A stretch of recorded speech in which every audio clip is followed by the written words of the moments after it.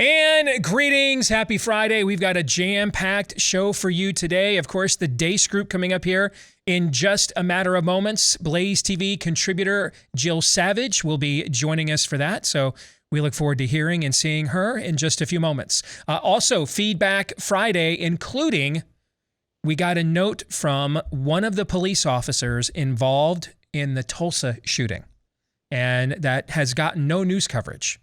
Isn't it odd that healthcare workers being attacked? We had a church shooting here in central Iowa last night, and there has been no attempt by the major media to turn those events into cause celebs.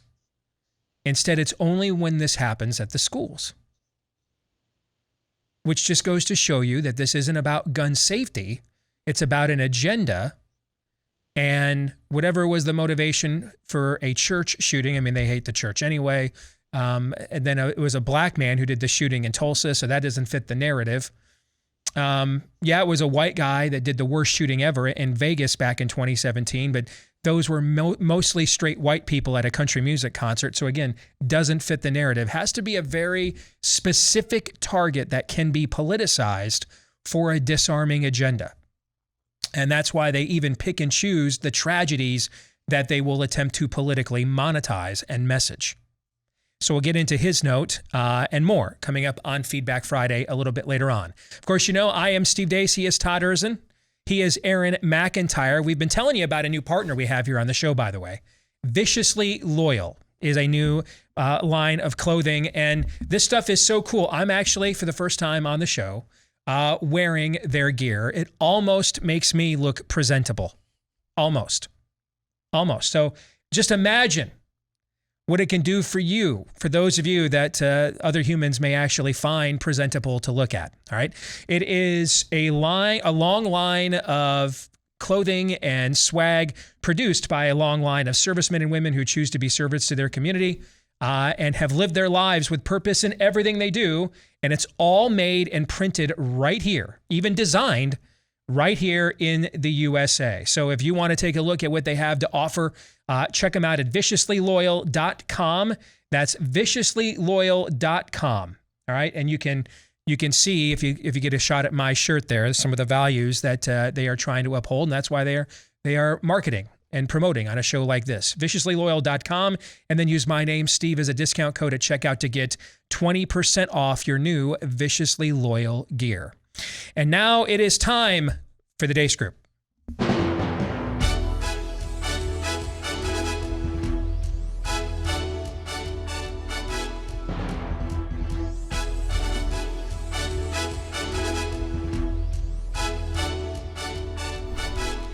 And there she is. We welcome Jill to the panel as we begin with your weekly look at the week that was with issue 1, Bleep, Lord Nefarious Says.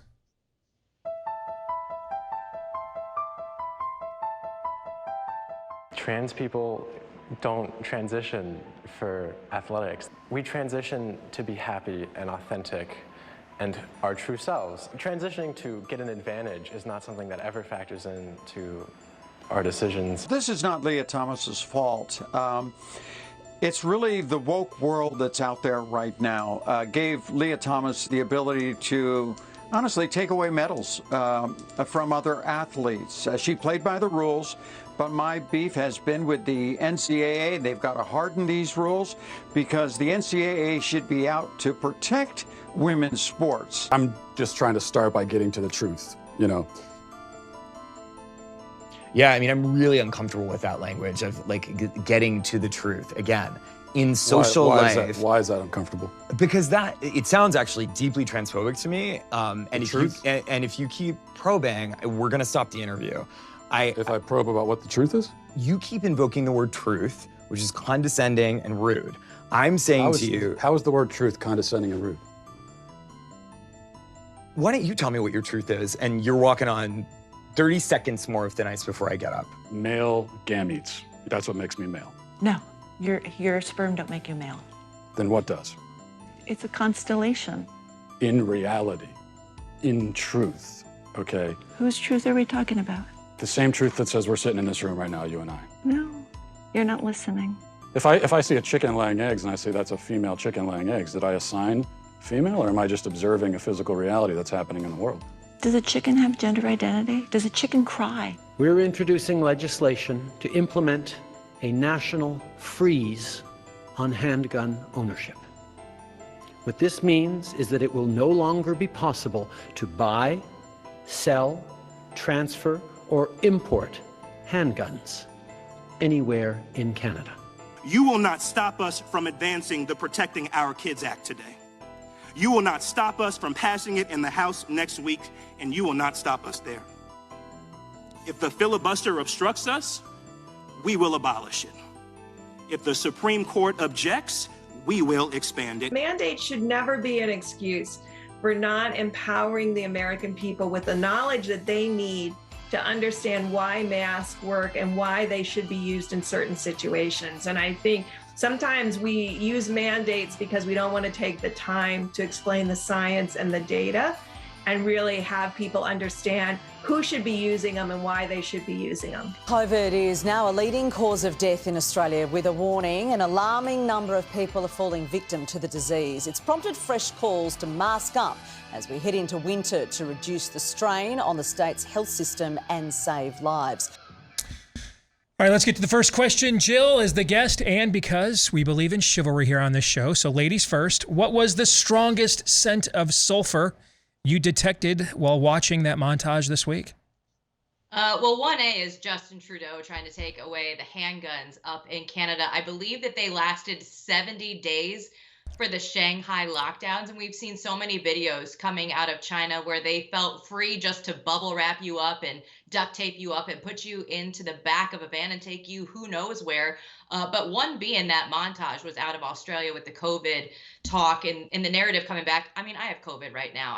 I can't go outside right now. Like, I'm totally cool. It's my second round of COVID, but what they're trying to do still, it's unreal in my mind that they can't look at COVID where it is right now as a minor cold and inconvenience.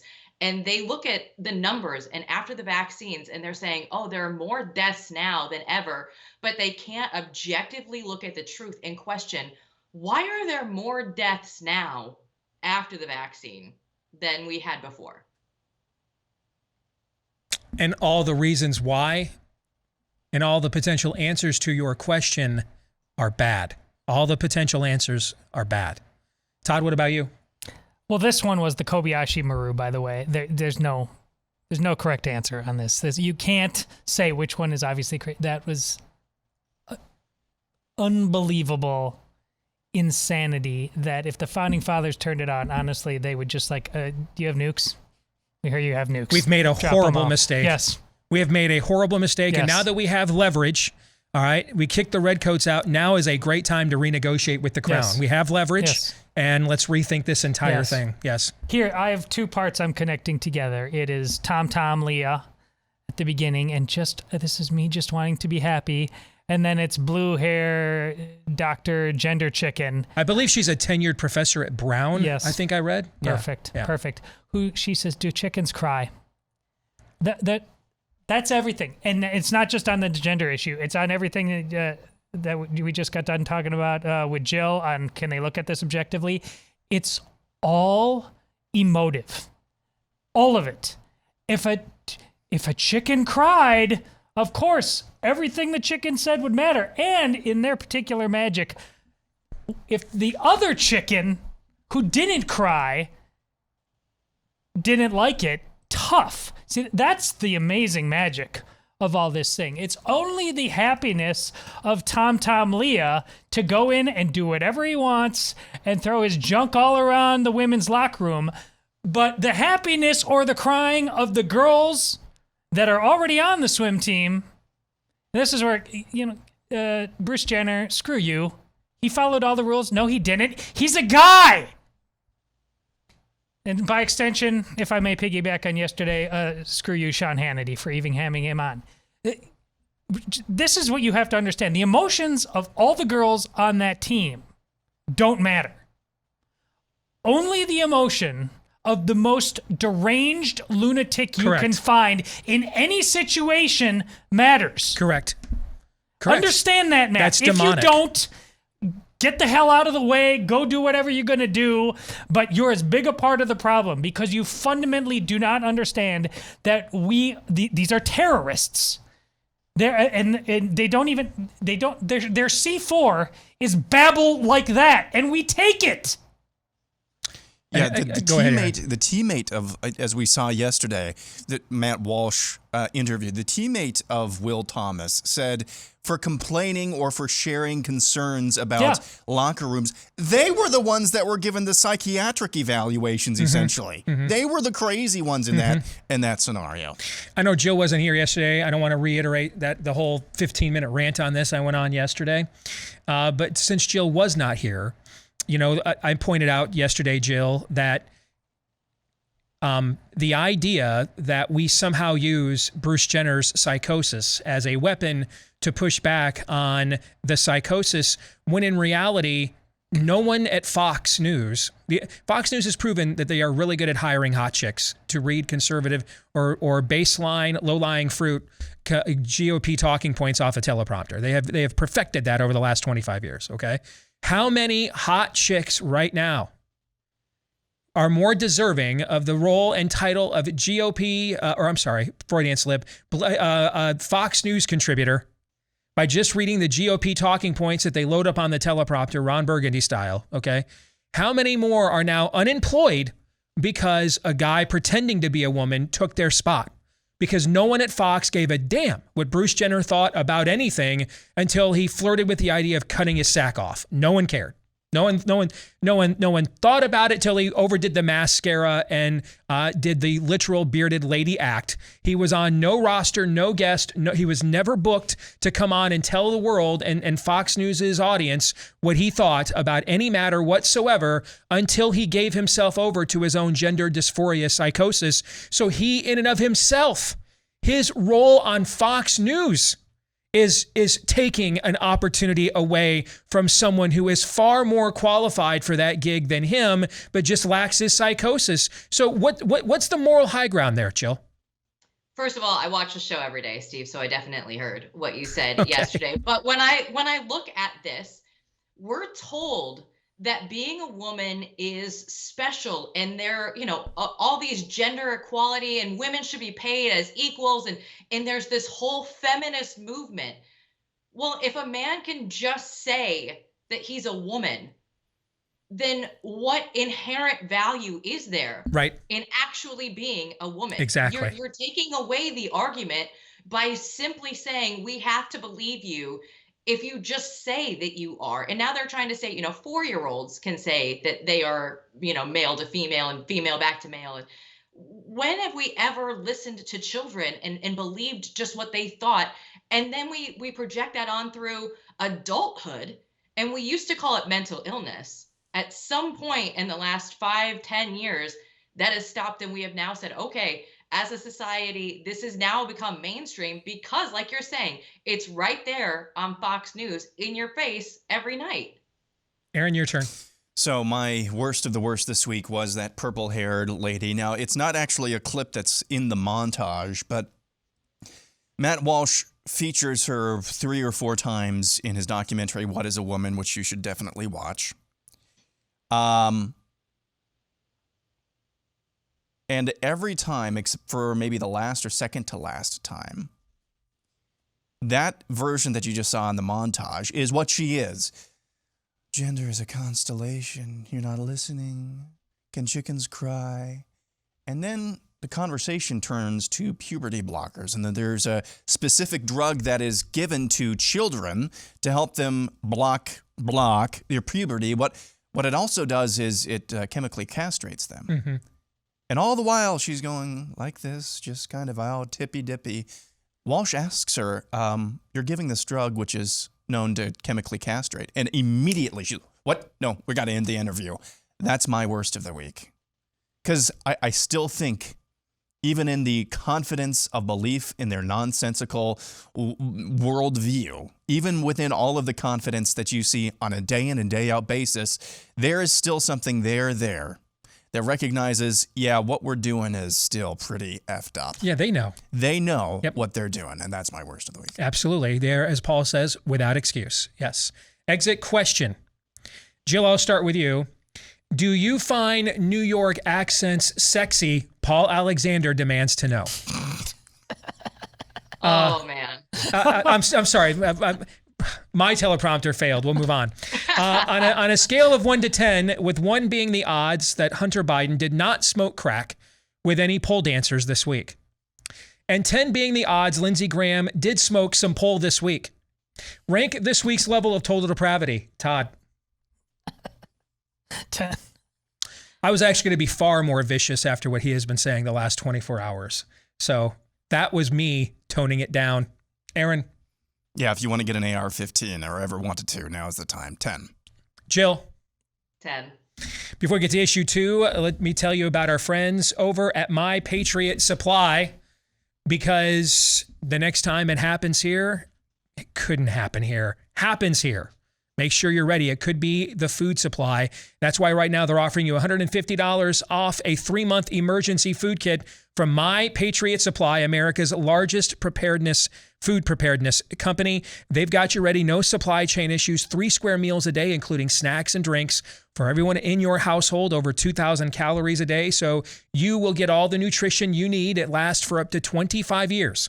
With proper storage, and it's yours today for $150 off plus free shipping. $150 off plus free shipping. Don't wait any longer. Head over to preparewithdace.com. That's where you get this discount from My Patriot Supply at preparewithdace.com. All right, let's get to issue 2. Pride goeth before the fall.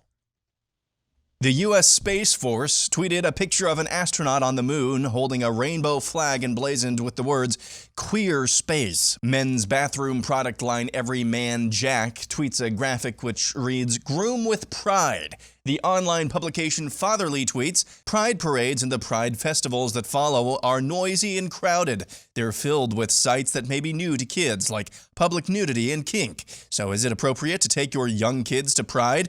The article linked is titled, Yes, you should take your kids to Pride. The U.S. Marines tweet a picture of an infantry helmet with 6 bullets colored with the colors of the rainbow flag.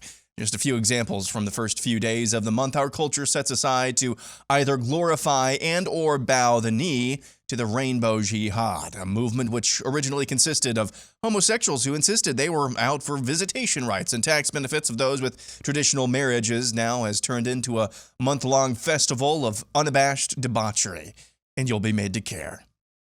So let's have a philosophical question to start this off. Todd, I'll start with you. Does the debauchery, such as Pride Month, cause the fall of a culture or signify a culture is already fallen? The latter. And something you and I just got done talking about off air is the perfect example of that. We wouldn't have necessarily known it a long time ago, but once men wouldn't do Ron DeSantis things, and that's what's been happening for a long time. We were just talking about what he just did with telling the Tampa Bay Rays, no, you don't get a new stadium because you want to take guns away from people. Like everybody else thinks you can hush tones and triangulate and meet in the middle and no, this guy just, once you just will not man up like he did in every way of life, it's gone. And you're going to end up at something like this sooner or later. I think it's just so abundantly obvious. There's not some clever calculus. This is not advanced math that Ron DeSantis is doing. He's just saying, I'm going to tell you the way of things. He's Wyatt frickin' Earp. That great scene in Tombstone when Billy Bob Thornton's running the casino and there's just no men and they're just terrified. And Kurt Russell walks in there and I think, here's the rules. You're you and I'm me.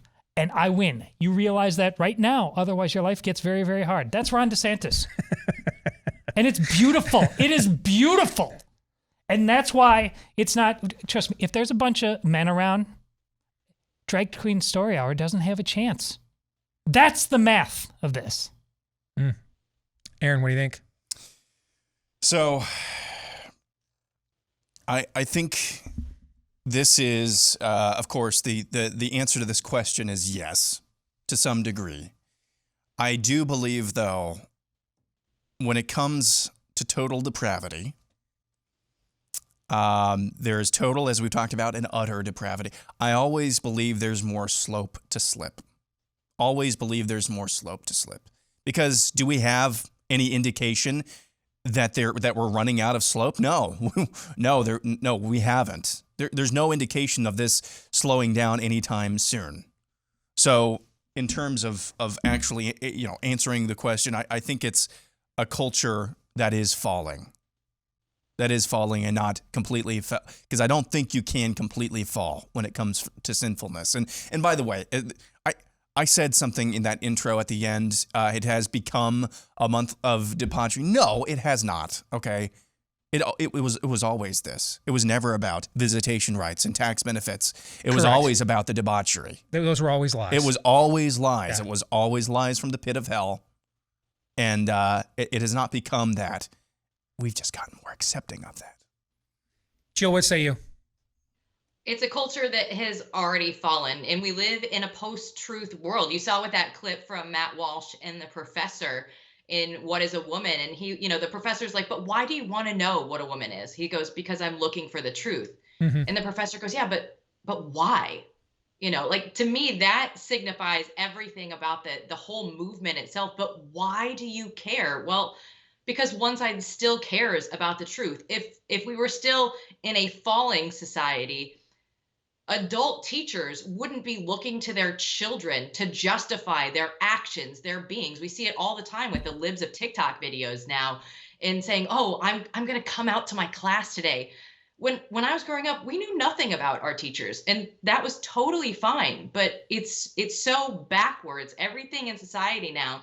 And we need adults to stand up and be adults. That it has always been true. It will always be true that whatever you change on the outside is never going to change who you are on the inside. Everybody goes through junior high and high school, and they feel like they don't belong, and they want something bigger, and they want a group to be a part of.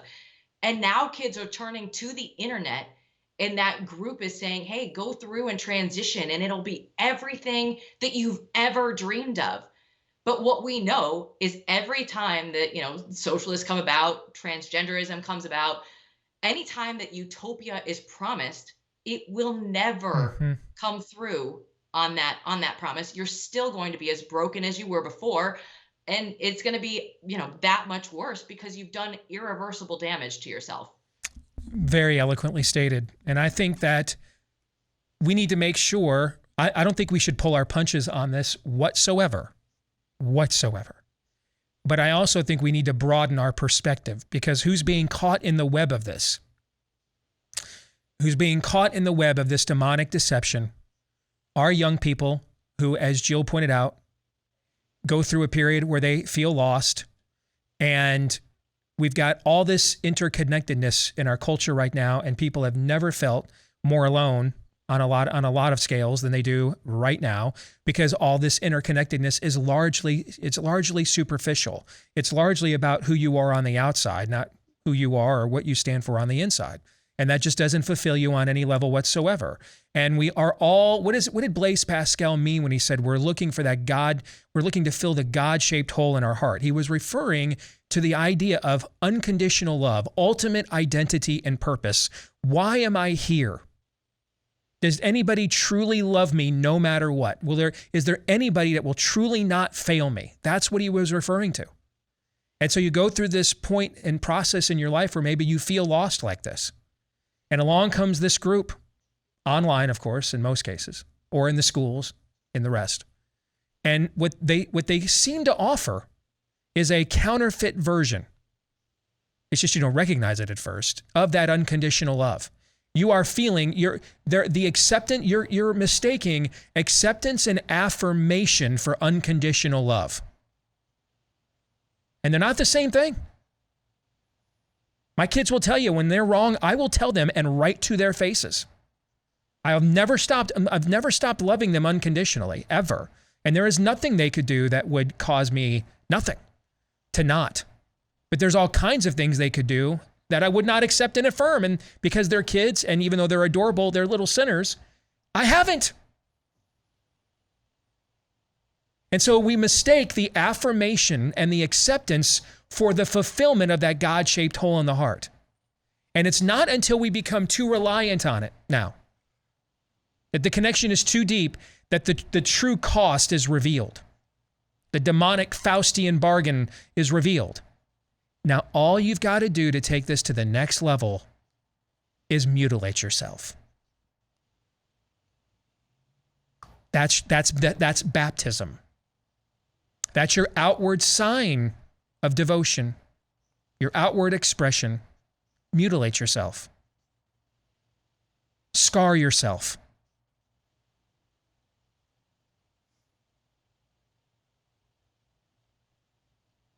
This is very dark. It is very demonic. And the people that are caught in its throes are very desperate and need a lot of help. Let us not forget that while we're calling the darkness for what it is. Let's get to the exit question. If the odds that pedophilia will soon be added to the LGBTQ letterhead, if those odds were a Loverboy song, which Loverboy song would it be? A, Turn Me Loose, B, Lovin' Every Minute of It, or C, The Kid Is Hot Tonight? I can answer this question for you guys. Well, you did. That's the most Dacian thing ever. You gave us no options. Because it's all yes. Yes. It's absolutely on the horizon.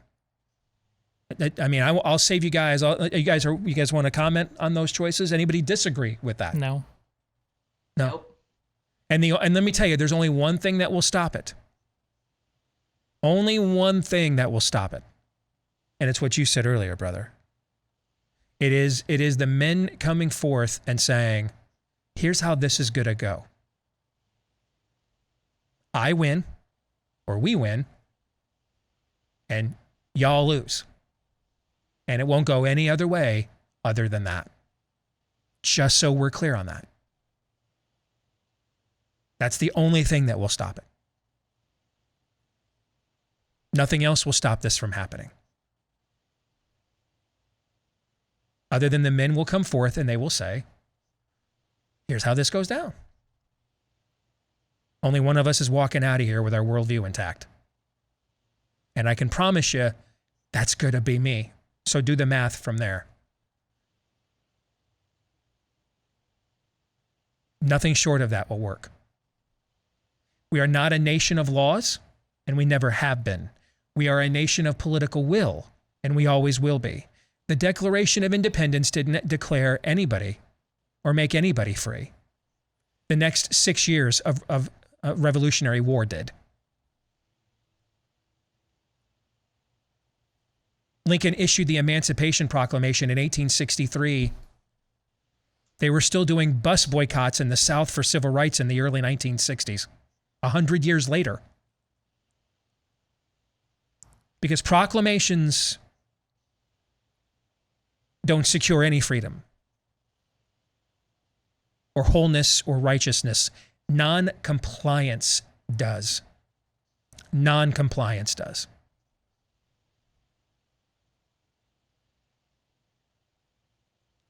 And the spirit of the age, I promise you, will deploy every evil that we will not comply with.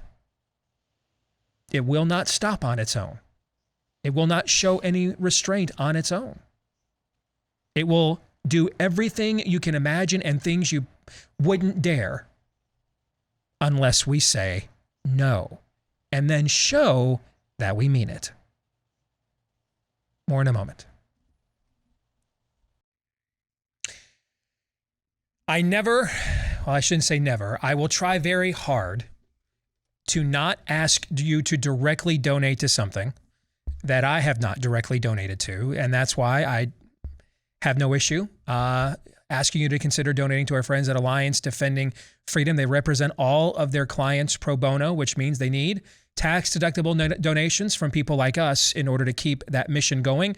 Our family has made a donation to ADF because I've seen firsthand, up close and personal over the years, how effective they are in defending our constitutional rights in court, all the way up to the U.S. Supreme Court. You never know when you or someone you know might be the next Jack the Cake Baker, right? Or you're a parent who is being told, no, you can't stop us from experimenting on your child. You have no such rights to look at the curriculum we want to inculcate your child with. They defend your constitutional rights, and they have a very good track record doing so. If you want to make a tax-deductible donation, you can do so today at adflegal.org/Steve. That's ADF for Alliance Defending Freedom, adflegal.org/Steve. I have to share this because it's right on the heels, Todd, of what you were just talking about. And I don't even know what to say, okay? I mean, at this point, Ron DeSantis is a freaking superhero, man, okay? So the whole thing yesterday with the Tampa Bay Rays, where he took $35 million in tax breaks and credits away from them because they decided to virtue signal on the Second Amendment, that was like, whoa. How about this? The state of Florida threatened the Special Olympics with $28 million in fines because the organization had a jab requirement at its games in Orlando this weekend. Late yesterday, the Special Olympics pulled the requirement. This is how we do. I mean, this is what we were just discussing. What? None of this ends until the men step forward. The men step forward. The men step forward and make it end. And do not accept. We're like Klingons. We don't accept prisoners. It's unconditional surrender. No, there's no middle ground between you getting to experiment. We've got a history of seeing how in the past science has loved to experiment on the kinds of people that participate in things like the Special Olympics, right? And no, we don't find it special. We find it, frankly, abhorrent. And as we do your jab mandate, and so we're going to fine the excrement out of you.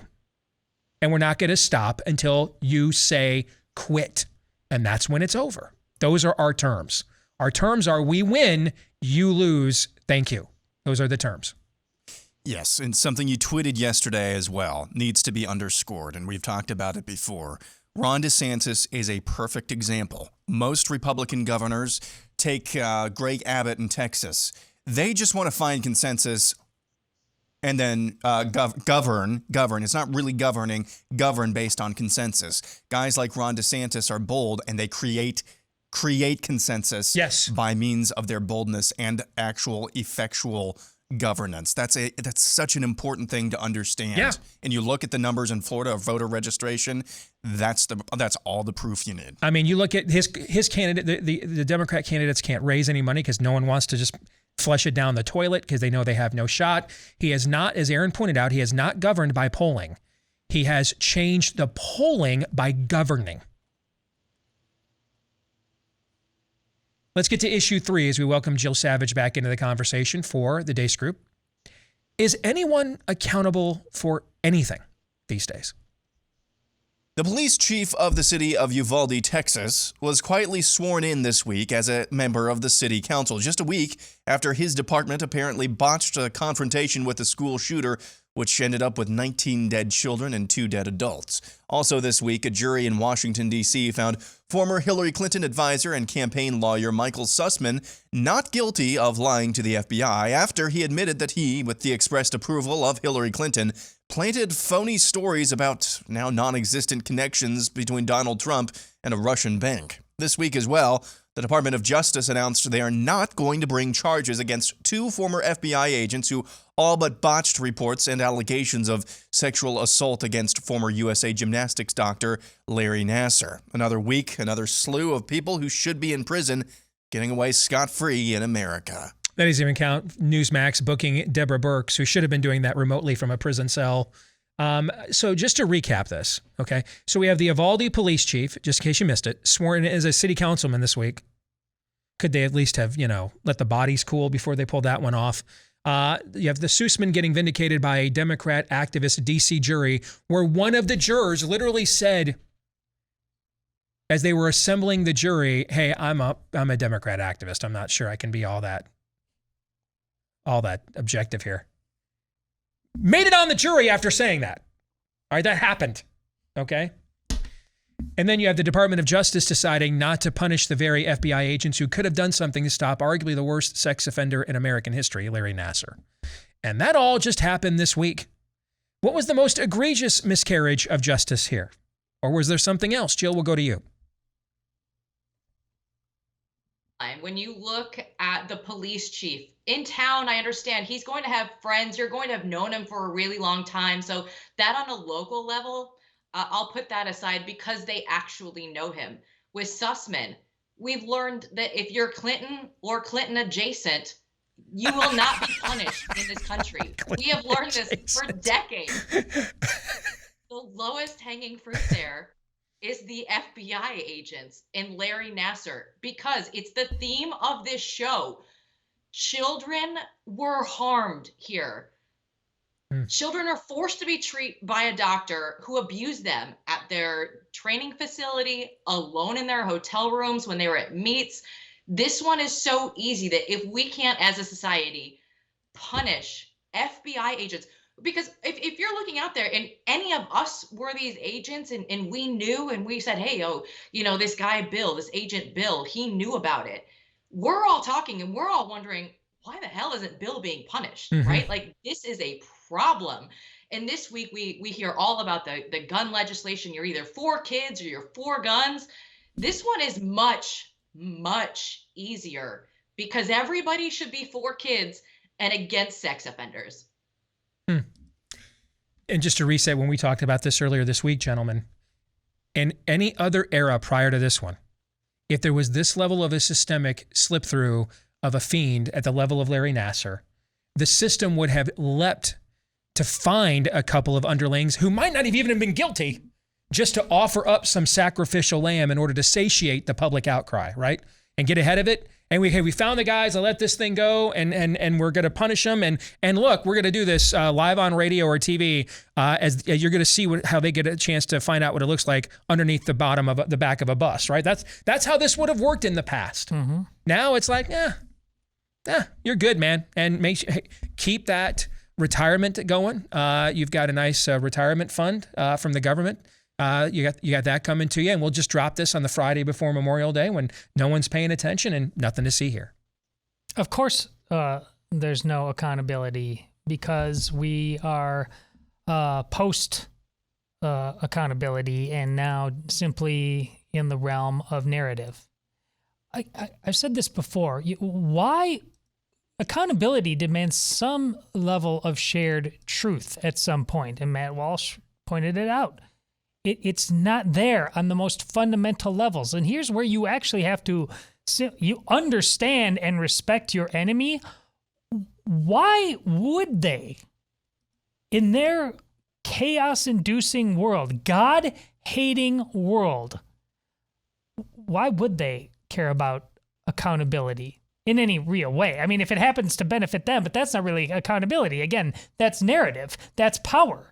Accountability is a shared understanding of justice. They're liars. They're cheaters. They're of the devil.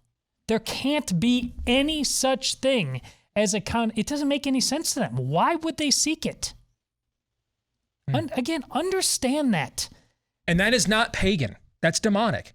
In a pagan society, if you failed the system to that degree, dude, these are Sophocles plays. We all read them in AP English growing up. Yeah. Everybody drinks hemlock in shame at the end. Yes. For shame, I've shamed my family, my legacy, my forefathers, my ancestors, the idols of my ancestors on the mantle. Yes. I've shamed my family brand. We all take the hemlock at the end of the Sophocles play. But we know that's how pagan systems operate. There's at least some misguided form of honor there. This is demonic.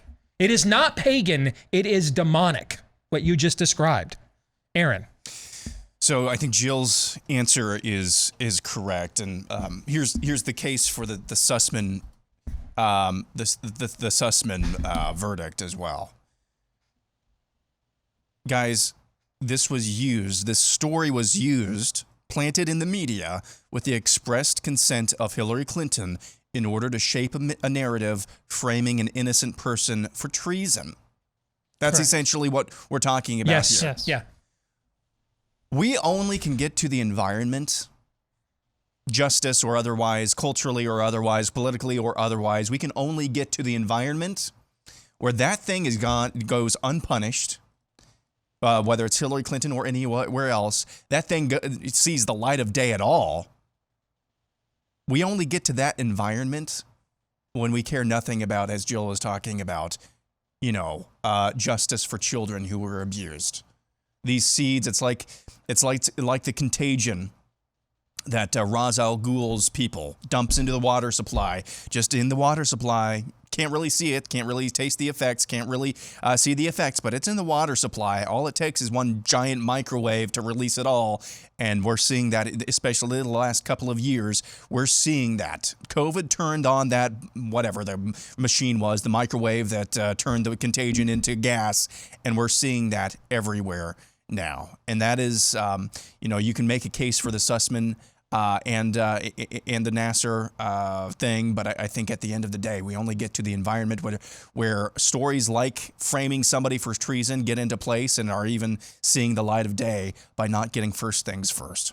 Exit question. Between Debbie Birx and Anthony Fauci, which do you believe is the most deserving of capital punishment? And maybe you think neither is. Todd. Fauci. Aaron. Yes. Jill. Fauci. So here's this week's kicker question, and it's a doozy. All right. For $15 million, would you let Amber Heard drop a deuce in your bed? Aaron. Question is more like a doozy, am I right, Steve? Ha ha ha ha ha. No. No. Okay. Absolutely not. Jill? Hell yeah. Yes. In fact, I was going to say no because I'd do it for a lot. I'd let her do it for a lot less than that. I could buy a new bed for $15 million. No doubt. I could pay, whoever I wanted to come take that thing away. I would never have to see it. Exactly. As long as I don't have to go through the trial and everything else that Johnny Depp did. I mean, guys, inflation is bad out there. I hear you. $15 million. Hello. That buys how much air freshener and antibacterial wipes does $15 million buy? All of them. All of it. How many new homes? It empties the supply chain. That's what it does. See, okay. I firmly believe in my answer, but we're in a no-win situation. We're guys on here. Jill said, if we say, "Oh yeah, you're disgusting, you're a pig," and then she did have you cornered, getting to speak last. That's we true. We all say no during the show. You try to take the high road. Oh hell yeah, the money's mine. That's true. If you give the typical crude guy answer, she might turn that around on you. She's got you cornered. You were right. You were on the button, as we like to say at the poker table. Man. You were out of position on that one. Yes, indeed. Let's get to predictions. Todd, go. I was thinking about this week. Here's what vaccination is going to be going down on all fronts, not just COVID. But here's the play that's going to be happening. It's true. It's going to be going down, and in order to increase everybody's desire to get vaxxed, or else, what they're going to do is they're going to release measles, mumps, rubella, common one. And we all know who they are. They're going to release it in and then blame the so-called anti-vaxxers. And it's going to be just as dystopian as you think it's going to be. So Nero still blames the Christians for the fire that he started? That's going to happen. All right. Jill, what's your prediction? It's not my prediction, first of all, but if Paul Alexander could somehow morph into a Ron DeSantis, then maybe he would have a shot. So you're saying there's a chance. Okay. All right. My prediction, though, is that I will be seeing all of you at the Family Leadership Summit. Oh, cool. Nice. On July 15th. The rumor is you may get the first look at a certain movie that day, 42 days from today. That is the rumor. I can neither confirm nor deny that rumor, but it is percolating as we speak. So it'll be good to see you. Aaron. Gentlemen and lady. 62 days from today is August 4th. Do we know what happens on August 4th? Aaron's beloved Hall of Fame game? Yes, Jacksonville I always make this prediction around this time of the year. So the Jacksonville Jaguars will prevail over their Oakland Raiders in a very hard-fought Hall of Fame game, 20-13. So I was going to make a snarky prediction that there will be another Top Gun movie with the massive success now of Maverick, and Paramount will use the young pilots that are introduced, the new Top Gun class, to kind of launch a new franchise. Now, this one doesn't name what the enemy is because, it could be 75 countries. But in the next, I was going to make the prediction that in the next Top Gun, the enemy will be named and it'll be called Top Gun Red State. That was going to be my prediction, okay? But I've decided I'm going to change it up. The whole Leah Thomas My prediction is that the entire Leah Thomas charm offensive that went down this week is to groom you to accept men replacing actual women on the next U.S. Olympic team. That's what it's about. That you are being groomed to say nothing and show no level of offense whatsoever and rally around the flag as you watch more bearded ladies and beings with Adam apples and square jaws and broad shoulders replace women on the Olympic team. That's what I think the entire Leah Thomas charm offensive will prove to be about. Any thoughts on that in the minute we have left? I hate you, and of course you're correct. Jill, you have any thoughts on that as a sports person here? We've already seen a man with the weightlifting competing as a woman. So we've seen it once. Now we're going to see it on a larger scale. We got some breaking news. We do. What do you got? Paul Alexander just texted me, quote, exclamation mark, exclamation mark, exclamation mark, exclamation mark, exclamation mark, exclamation mark, exclamation mark, end quote. Jill, what if he identifies as Ron DeSantis? Is that all right? Will that work? No? That's gonna be pretty difficult here. All right. I think she's more of a $15 million kind of gal. Well, Paul, she gave you a standard to shoot for, all right? At least there's something definable on the table, brother. Jill, good to see you as always, all right? Take care. You too. I bet you never thought your show would turn into The Bachelor. No, or The Love Connection. We'll be back in 2 and 2, actually, with Feedback Friday. Stay tuned.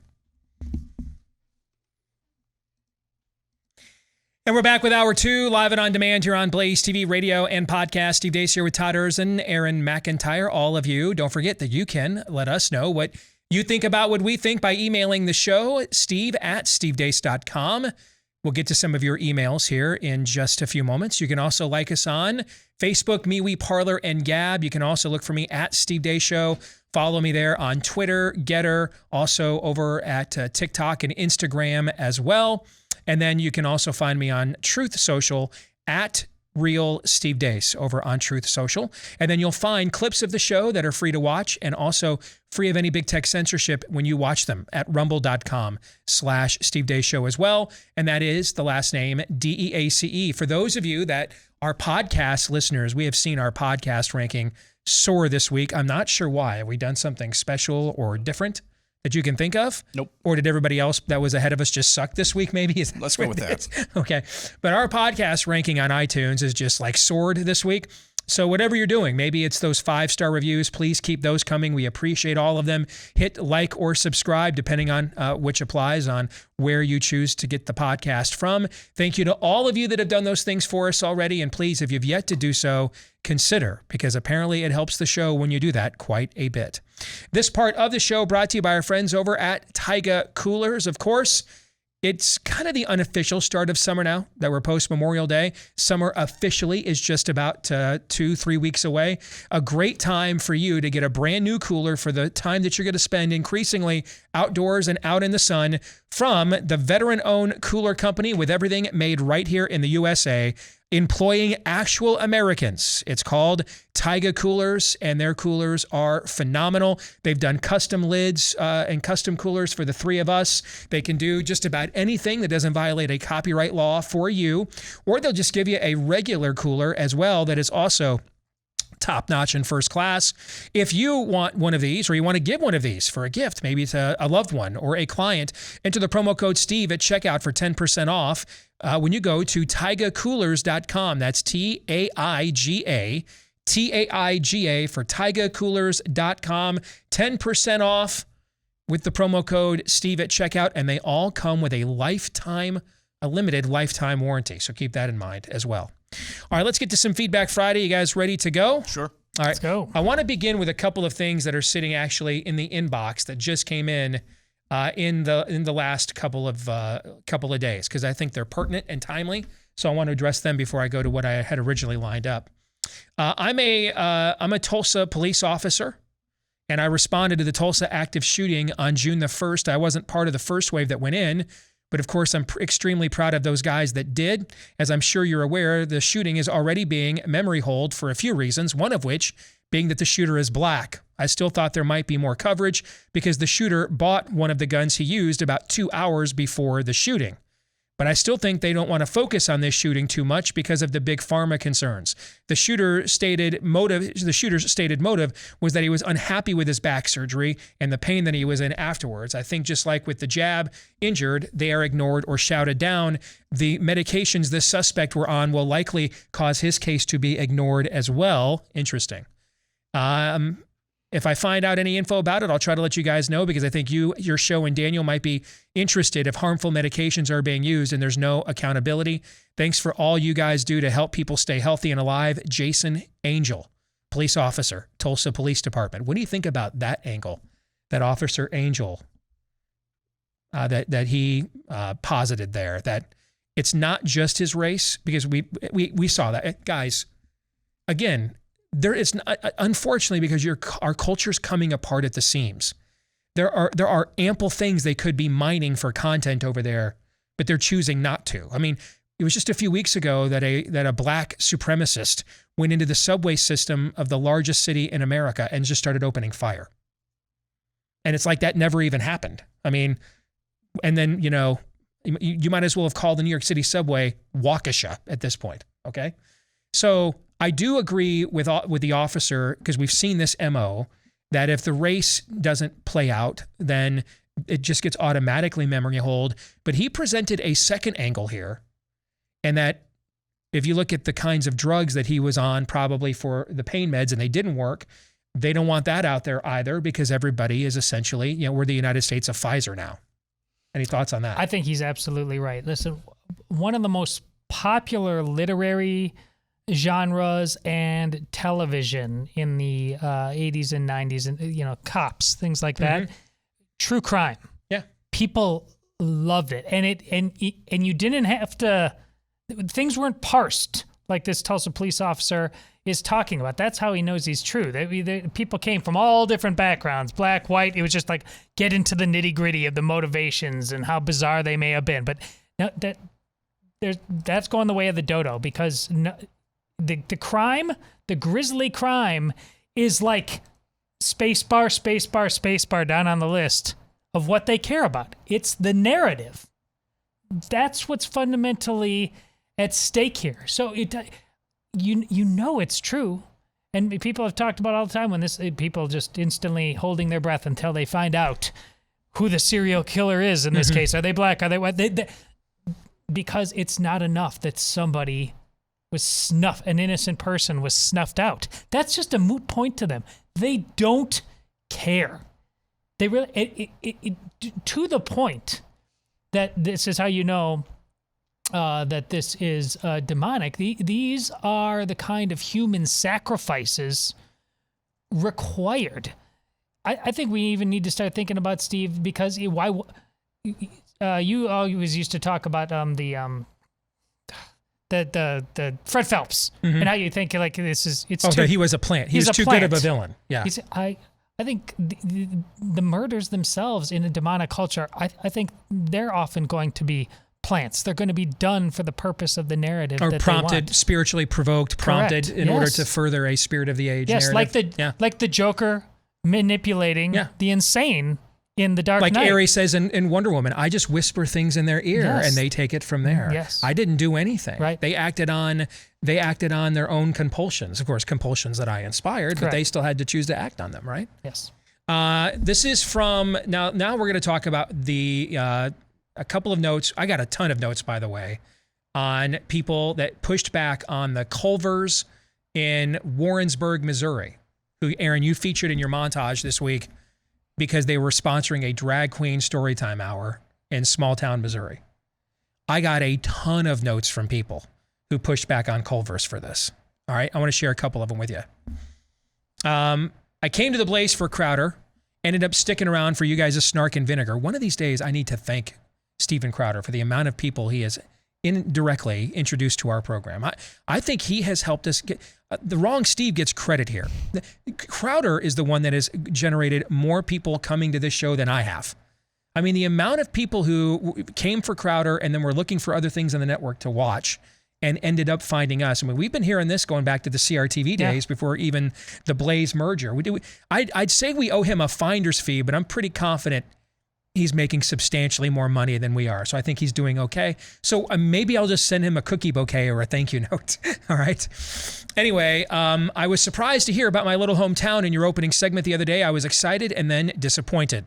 I want to let you know that afterward, I checked in with some of my contacts. They've already started calling the companies supporting the Pride Fest here in town to make them aware of what they are supporting.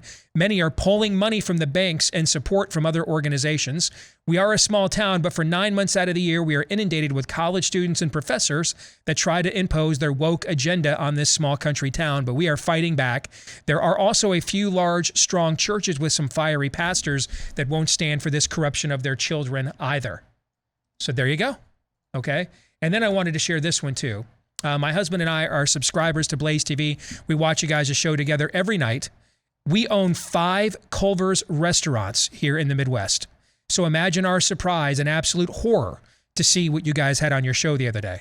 Please let me assure you that this is not a reflection of all the Culvers. My husband and I absolutely reject this indoctrination and grooming, and I have reached out to our corporate office because I too have questions that I would like to have answered. That's from Kim Straczynski, who wrote that note. So this is what we mean. Last year it was the answer is us. This year it was, let's find out. Doesn't mean, by the way, we're always going to get the answer we want. Is that it? Right. I'm not Benny Henning you here, okay? I'm not Creflo Dollaring you here. I'm not promising you because you did something righteous with a righteous instinct and motivation, you will always get a righteous result. Do we not still live in a fallen world? Of course. Of course, okay? Did we still string Jesus up on a cross? Yes. Yes, okay. But here's what I am guaranteeing you. I'm guaranteeing you this. You have no shot to get a righteous result without acting on your righteous motivations and righteous instincts. Can I get an amen on that? Amen. On that, I can guarantee you that. I can't guarantee that it's always going to go your way, Lenny Kravitz. I can't guarantee you that, okay? But I can guarantee you that it never will if we never do this. I can abso-friggin-lutely guarantee you that one. So I got tons of emails from people from that community or know people from that community that, hey, we're calling, we're checking on this right now. It's the first we've heard of it. So I wanted to make sure that we honored that today and said thank you. And so I picked out just a couple, but I got a ton. I was very happy with that response and reaction. So thank you. All right, let's continue. This one will not be as encouraging, however. I sat with my son-in-law at church this morning. I casually asked him where his wife, my daughter, was. He timidly replied that she and my granddaughter were at an event. My granddaughter, by the way, is a high school senior, and my daughter is a teacher at a local parochial school. Keep that part in mind as I finish this. Earlier this afternoon, I was perusing my Facebook page when I saw a post from my daughter with pictures describing a drag brunch she and my granddaughter attended that morning at a local eatery. Yes, this took place on a Sunday morning. While most of us were in church worshiping Almighty God, it is crippling to suddenly realize that the spirit of the age has struck so close to home. The wind has been knocked out of me. I am visibly shaken by this. To make matters worse, on a personal level, I will be sitting with my daughter and her family soon, watching my granddaughter graduate high school. It will be a struggle to hold myself together. I'm reminded of your observation that either we're about to enter a second dark age or we have come to the end times. Today, frankly, I'm praying it is the latter. Signed, a disappointed grandma. If you're really disappointed, don't go to that graduation ceremony. It's going to hurt. It's going to suck. But you got to do what you can to open up eyes that are being welded shut as we speak. Don't just go on with business. You can't. You can't. You have to do something. There's going to be, there's the passage, whoever doesn't hate his father and mother can't follow me. Jesus talking about the point of what is your commitment level What is your level of commitment? What is the level of commitment that is required to be a follower of Christ? A lot of us, and I say not you, a lot of us, because we're going to be challenged the same way on this show, on this network, those who are followers of Christ, and you in the audience, all of us are going to have that tested. What is our level of commitment? Is it greater than the level of our shiny objects, our shiny idols? Is it equal to? Because equal to is not going to be enough. We're all going to find out. The funny thing about Let's Find Out is that it works both ways, both offensively and passively. We can find out a lot about ourselves by what we don't do and the areas that we're not going to go to. Don't let the Let's Find Out moniker mantra be the latter. Always play offense. Always be able and along the lines of what Todd was just saying, test where you're willing to go with that. May not always be the right answer to cut off or to cut off relationships. Sometimes that's what it's going to require to get people's attention. Before we move on with Feedback Friday, you got 360 spots from your neck down to your feet called joints. And these are critical for function and flexibility. But as we get older, they can also become unfortunate hubs for inflammation, which is why when you try to function, you try to be mobile, you get that achiness, that stiffness, that soreness that just lingers and won't let go. Often that is because of too much inflammation, which is why you are looking for an all-natural anti-inflammatory like Omega XL, backed by going on a third decade of clinical research and the last 3 years now of me using it on a daily basis. I can personally attest to how good of a product Omega XL is. Everywhere I travel, I make sure to take it with me. Not a day goes by that I don't use it, and I've seen tremendous results. I'd recommend you give it a shot as well, especially when they're giving you a great deal to give it a shot. Buy one, get one free when you go to omegaxl.com/Steve. That's buy one, get one free when you go to omegaxl.com/Steve, or you can give them a call at 800-844-4888, 800-844-4888.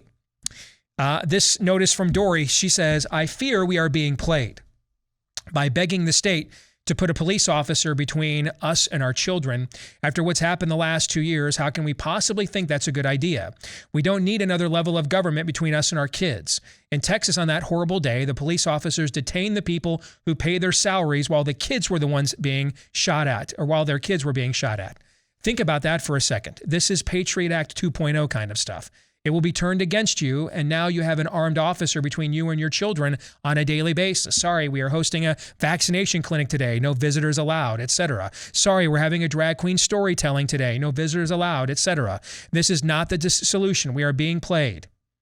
P.S. You guys are one of the only people I listen to who makes any sort of sense these days. I hope you'll read this and help conservatives see the blind spot with their take on this issue, because we can't fix a spiritual problem with a political solution. So we did an overtime discussion about this yesterday, because our friends at Trafalgar, probably the best, most accurate pollster in America right now, did a poll that found a solid majority of Americans, I think it was 57% or something around there. And the numbers actually go up the younger you go. It was actually young adults in their 20s that were the most in favor. They were over 60% of arming school officials or teachers. Not quite the same thing as putting the police there, but having some armed presence there. And we looked at it from the perspective in the overtime of, are we really eager after seeing these libs of TikTok threads all day long and every single day, and everything that guys like Christopher Rufo and Corey DeAngelis are exposing right now? Are we really sure we want to give the teacher union reps guns, right? At what point, and we even use these examples. I mean, at what point do they say, no, you there's no visitors today? We even used some of the examples that you talked about here, Dory. So I think the conclusion we came to yesterday, that if it was some kind of local, like a neighborhood watch of the schools, where the local dads were getting together and doing it, okay? And they clearly had formal training, weapons training, self-defense training. At least if there's an issue, you can go directly to them, okay?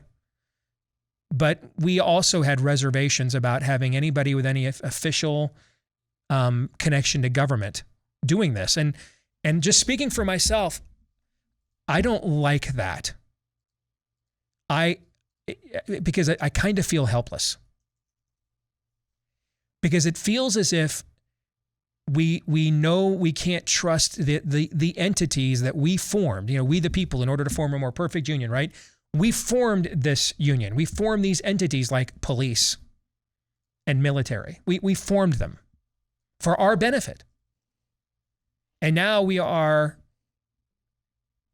I think, prudently resistant to deploying them on any level because we've watched them be deployed against us. We watched Dallas cops during COVID lockdowns walk into a salon and take out the 140-pound salon owner and put her on trial, right? We saw that. Yes. But we couldn't see how many officers walk in and detain one young man with a weapon for 75 minutes last week.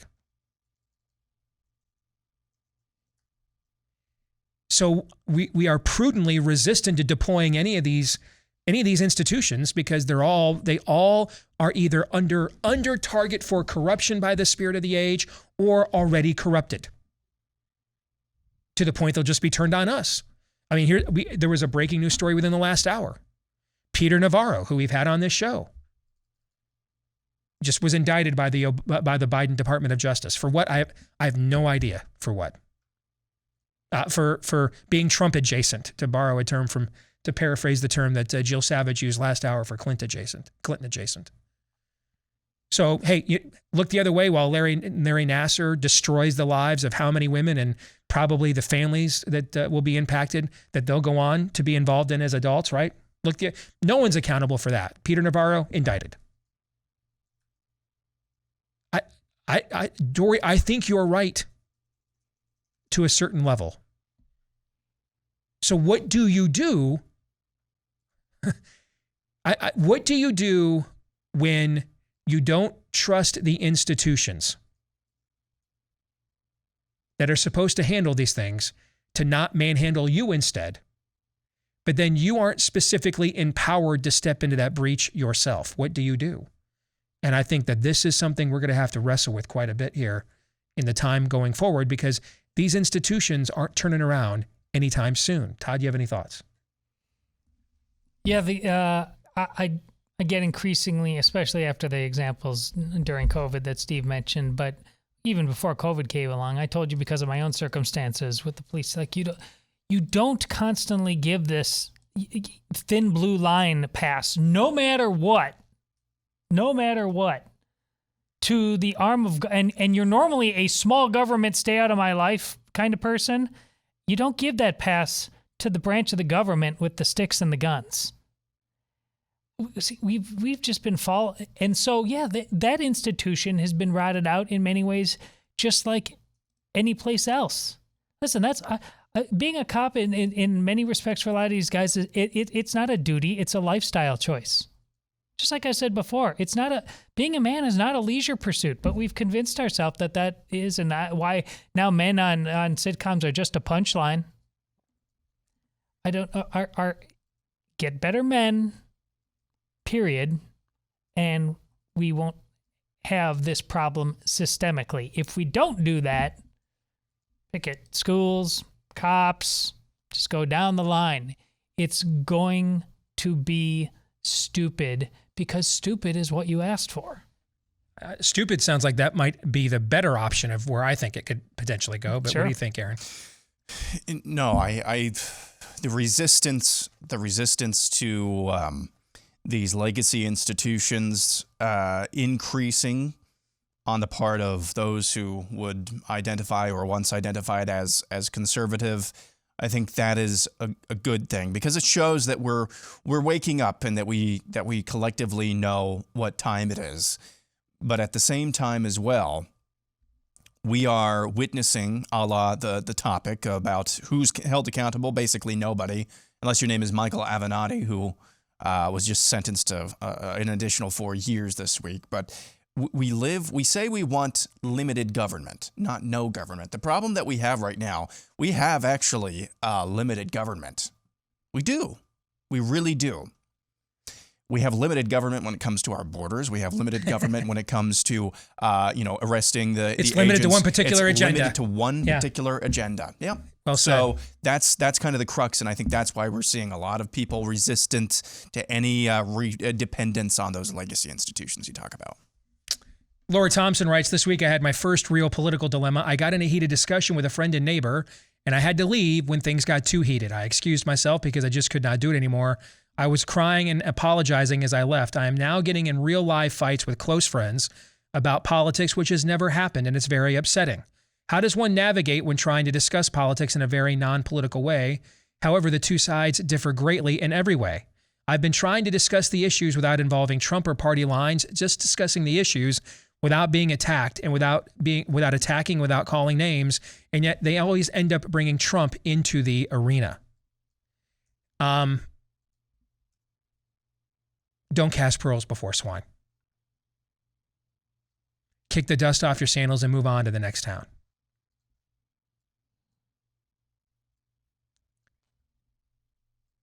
Who said those things? Jesus. Mr. Nice Guy. I have no problem with Jesus. It's his followers that I don't like. Yeah. He said those things. Arms opened wide on a cross. Father, forgive them, for they know not what they do. He's the one that said those things.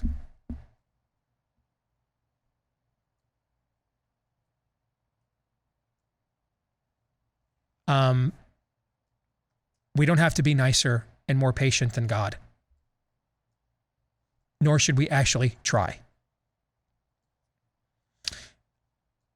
And speaking of my own temperament, because it can get a little worked up, fair, Yeah. can get a little fiery. I've wondered sometimes if it wasn't just that Jesus said those things to his followers about lost causes, that the other side, you're just here to present the message, and when it's clear it's not going anywhere, you are under no obligation to continue to beat your head against a wall. There is no 11th commandment, thou must beat thy head against a brick wall. That doesn't exist. But we often take that to mean that, and we only take that to only have one meaning, which is, okay, well, they reject the message, they've judged themselves, so we move on. I wonder sometimes if it has another meaning. That this also prevents us from becoming the very people that we, strive to not be. To recognize, oh, okay, it's just not happening, so nothing personal. Okay, cool. I don't need to bring this stuff up anymore. I'll love my neighbor as I love myself, in other contexts. And hey, I like what you did with your lawn. Oh, dude, cool Halloween decorations, you know what I'm saying? Oh, your kid's graduating, you're having a party, congratulations on that. I don't need to engage because it's just not happening. You're a lost cause. You've declared yourself to be lost. And Pharaoh hardened his heart. So move on. If it gets to the point, now, if we lack self-control, and getting worked up and fiery about things of fiery furnaces is not losing self-control, okay? Meaning you are doing things that start undermining your own message. That's what it means by losing control. That's not we always approach these things from the perspective of temperament because we've been so worked over by Western niceties. I know. That's not what it means, okay? Self-control doesn't mean it can mean that. Can it mean that? Yeah. But we always act as if that's all that it means. Right. No, it doesn't mean that exclusively. Where I'm now the berater. I'm now imposing on you. I'm now the coercive force. Even if it's a nice. Karen's really nice. I brought the authorities to your home. And I just felt really bad about what you were teaching your kids. And I thought you might just want to hear what the authorities have to say. Sounds nice, right? Yep. Really polite. It's not a temperament. It can be, but it doesn't have to be. Meaning you have lost control of yourself. You are undermining now your testimony as a human. That's what it means. So, if it gets to that point, kick the dust off your sandals, sister, and just move on. You're not under no obligation for perpetual engagement. No obligation exists. Does not exist. Present a message. If they don't want to hear, move on. You also seem surprised by this, but as a viewer of our show, we tell you on a regular basis that Sodom and Gomorrah is anywhere. Why are you surprised that you're not getting kindness and courtesy from Sodom and Gomorrah? You need to go into these conversations with your eyes wide open. Now, there is no excuse. And by the way, by letting it go and just dealing with them on other levels as a human and loving your neighbor as you love yourself, you actually might open the door for these conversations to come back up again later.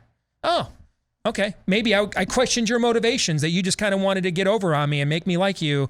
Maybe, okay. All right. Well, maybe, you see what I'm saying? You might build a credibility and a rapport in other areas. Okay. We'll come back with more of Feedback Friday in a moment. All right, so every once in a while, not often, but every once in a while, I will get a note from someone who says, all right, man, I bit the bullet and I tried Built Bars and it tasted great, like you said, but I don't mean to be soft or picky, but they're too chewy. Okay, I just don't want to have to chew something that much. Don't laugh. This is like me saying Daredevil, the punching is too loud. Yeah, no, they are chewy, guys. I mean, one of the reasons why is because, I mean, they're loaded. You know what I'm saying? It's like if you went to McDonald's and you got a double quarter pounder, it would be, and then you order just a regular cheeseburger, one would be much chewier than the other, right? Okay, but I get it. Okay, that's why if that's you, all right. Try their Built Bar Puffs line, all right? That's the marshmallow line. They've got some cool flavors, banana cream pie, churro. They don't even have a churro flavor for the Built Bars themselves. So if you love churros, they've got a Built Bar Puff churro. The brownie batter, they don't have those as a flavor for the bars. You have to get that as a puff.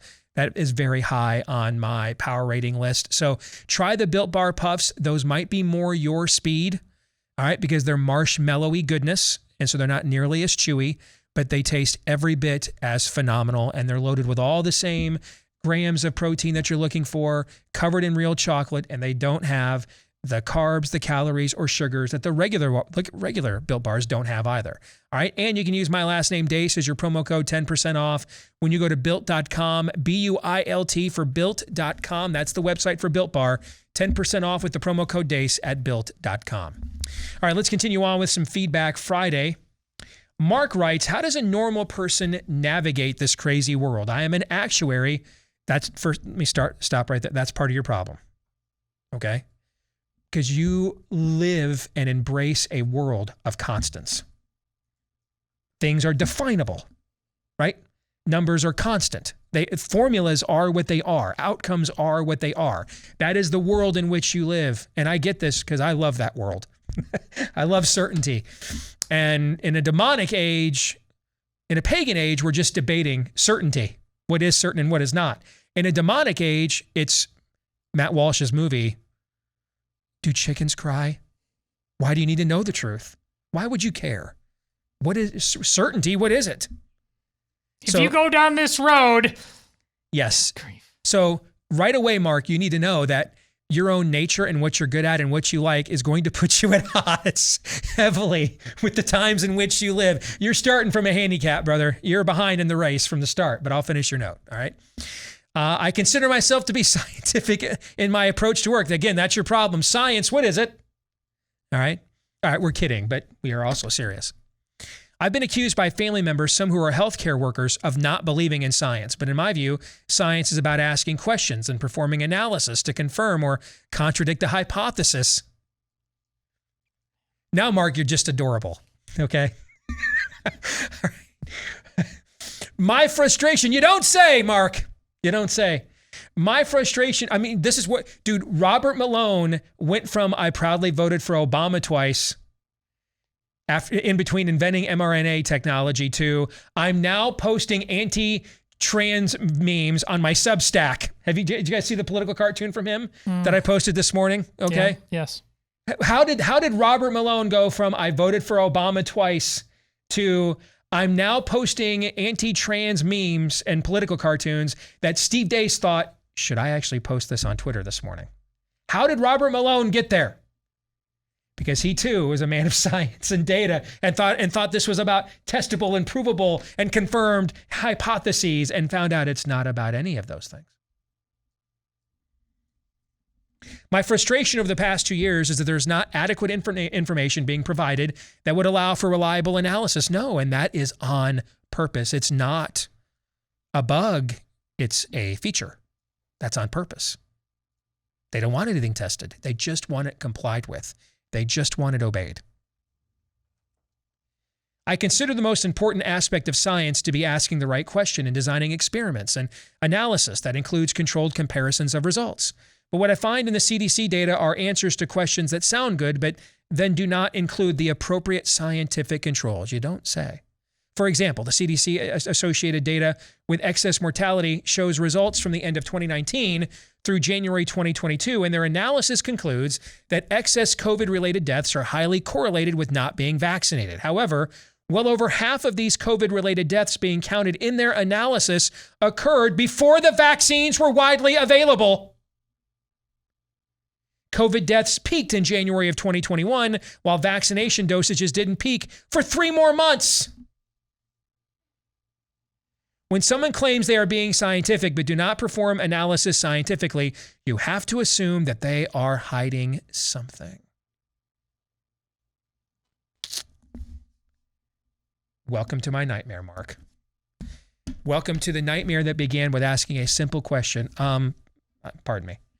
I have a question, if you guys don't mind. How do we flatten a curve if we don't know when it began? I thought this was an innocent question at the time. Those were simpler days.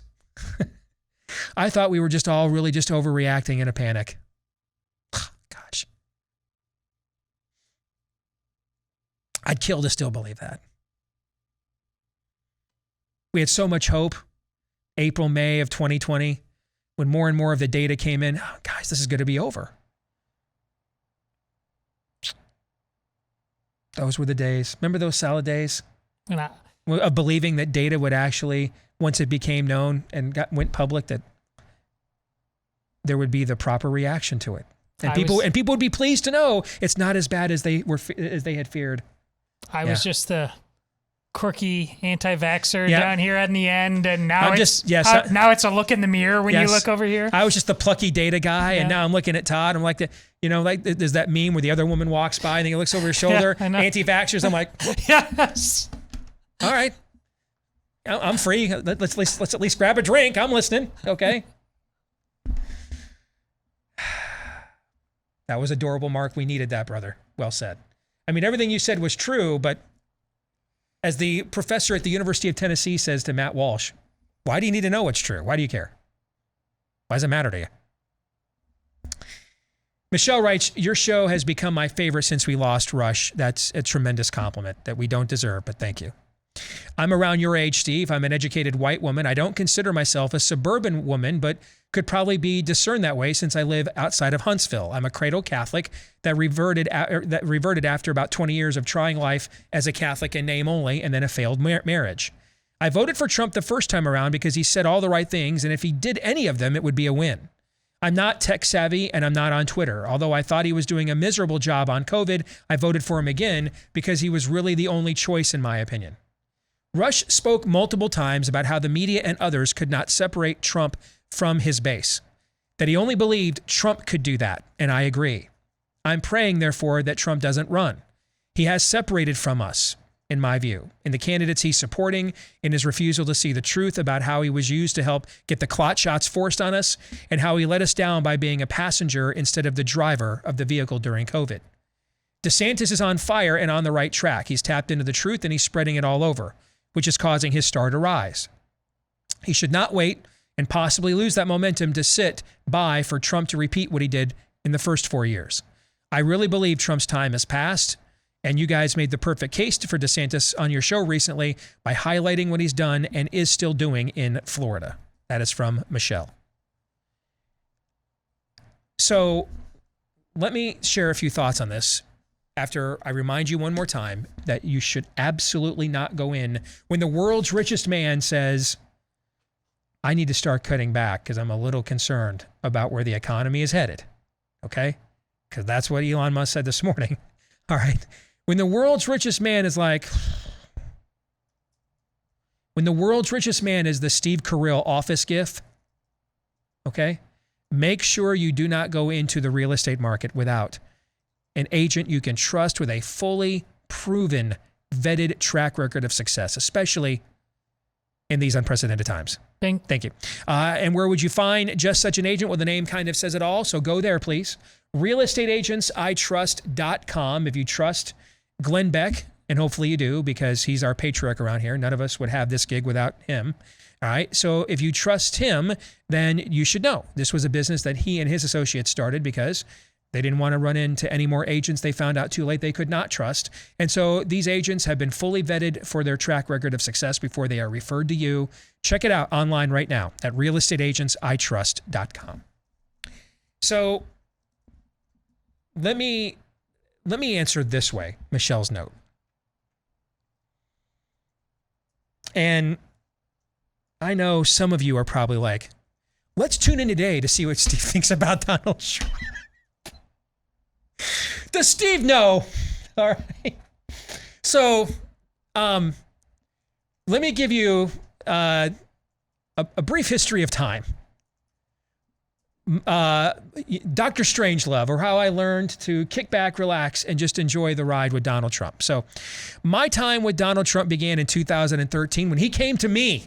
Actually, I, of course, would have no idea how to come to him. He came to me because his political organizer said, hey, there's a list of people, if you're serious about running, there's a list of people on the ground in Iowa that you need to get to know. And this guy, Steve Deace, is one of them.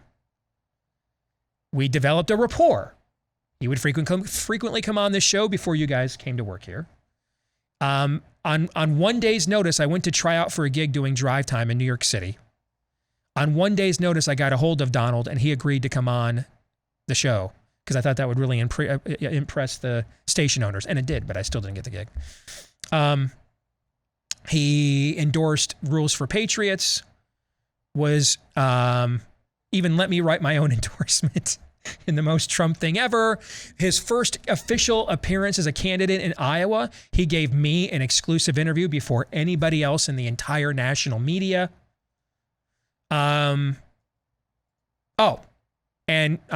He was going to offer me a job. I then went, after seeing more and more of how his campaign operated, probably me and Jason Miller were two of the staunchest anti-Trump, we have to beat him people on the Cruz campaign, which I find interesting because the only senior member of the Cruz campaign staff that ended up going to work for Trump, because he tried to hire them all, about the only one that went to work for Trump was actually Jason Miller. I then helped organize on the periphery. I don't want to make it look like I was on the inside, but I was involved in organizing the Free the Delegates movement at the GOP convention, where Ken Cuccinelli and Mike Lee both spoke on the floor about freeing the delegates to vote their conscience. I don't think I've ever told you guys this publicly, but I'll admit it here because it plays into this conversation. I contributed a portion of the speech that Cruz gave at the convention that year. But it wasn't the part about vote your conscience. I did not contribute that portion. I contributed the portion where he referenced what had happened to the Dallas police officers. Okay. I did not vote for Trump in the general. No, I did not vote for Evan McMuffin. We had him on the show that night, and I remember I told you guys that's not happening. Right. Yeah. I could smell the skunk right away. I voted Constitution Party. Again, I've done that a lot recently. Let me see. What else? I was convinced he would be a miserable failure. And then the first week he was president, I found myself in the trenches with his people defending him because he was actually already beginning to act on the very immigration stuff that I was convinced he was lying to our base about the entire time. I then thought he gave the best foreign policy speech by a president post 9/11 later that summer in Riyadh, Saudi Arabia. And by the time now we get to 2020, I find myself feeling as if I'm now working harder to get him reelected than he was by being way too passive when it came to COVID. You had a front row seat to almost all this. I mean, Yes. you came in after my relationship with Trump was already established, but from that point on, you saw everything else. Is that an accurate depiction of this long, strange trip that's been here with me and Donald Trump? Yes. All right. So I don't know on a given day what I will think about Donald Trump, so neither should you. But I would say I think it is premature to throw him overboard completely because you don't have a lot of other options, as we've talked about before. And as we saw last week, when he uses his wealth and platform and presence to channel our values, he is a tremendous weapon on our behalf. And I don't know if you guys have noticed recently, we don't have we got a supply chain issue of weapons. Fair? Yeah. Yeah. So I'm not saying that, don't get the latest, most developed and technologically advanced weaponry. I'm not saying that. I'm just saying I also wouldn't be looking to get rid of the old stuff either, because it's not like all kinds of new weaponry is coming down the assembly line here. I'd be hoarding weapons.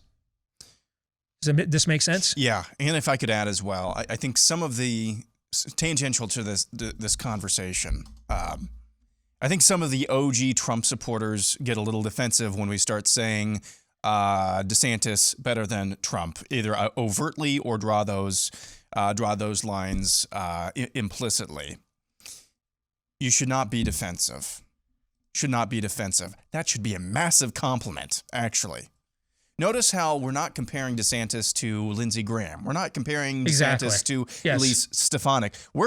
Trump has become, for better or worse, but it should be a compliment nonetheless. Trump has become the plumb line for offensiveness. Excellent point. Yes. That should be a massive compliment. Yeah. So don't get defensive when we draw these sorts of comparisons on I'm glad you interjected that point. Any issue. That's a vital point. The show where all three of us, none of us voted for him in 2016. We are acknowledging that despite our presuppositions, he did set a new standard that now needs to be exceeded, as Aaron pointed out. Here's what I think about Ron DeSantis. First of all, there would not be a Ron DeSantis probably without Trump. First of all, without Trump changing the environment politically. Secondly, without Trump's endorsement. He barely won the primary, very barely won the general. So if at this point you're just convinced Ron DeSantis is a superhero, and I'm pretty much there, okay, that wouldn't happen without Trump. So that should be acknowledged.